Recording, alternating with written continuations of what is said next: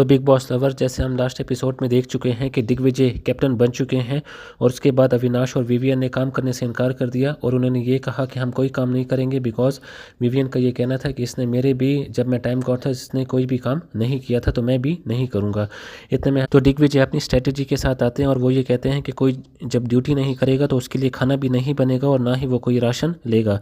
तो इतने में विवियन घर के अंदर एंटर होते हैं और वो ये कहते हैं कि हम सूजी पकाएंगे भी और तुम्हारी सुझाएंगे भी।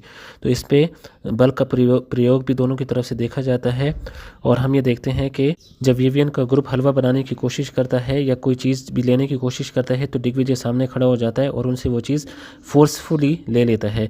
तो इतने में हम ये एक प्रोमो में ये भी देखते हैं कि जब विवियन कुछ बना रहे होते हैं तो इतने में दिग्विजय उनके हाथ से वो चीज़ ले लेते हैं। तो विवियन ये कहते हैं कि कोई बात नहीं, हम दूसरा पैकेट खोल लेते हैं। जब वो दूसरे पैकेट की तरफ जा रहे होते हैं तो दिग्विजय भी वहीं पे चले जाते हैं और उनसे वो दूसरा पैकेट भी लेने की कोशिश करते हैं। तो इतने में विवियन ये कहता है कि धक्का ना दे क्योंकि मैंने भी तुम्हें धक्का नहीं दिया था। और विवियन ये भी कहते हैं कि अब तुम्हें बहुत ज़्यादा मज़ा आ रहा होगा बिकॉज तुम हमारे टाइम पर काम नहीं करते थे, अब हम तुम्हारे टाइम पर काम नहीं करेंगे। तो आपको क्या लगता है कि ये चीज़ें इंटेंस होती जाएगी कि नहीं और दिग्विजय की जो कैप्टेंसी है या टाइम गॉड की जो अवधि है वो किस तरह गुजरेगी? बिकॉज अगर घर वाले काम नहीं करेंगे तो सब कुछ स्टैटिक रह जाएगा।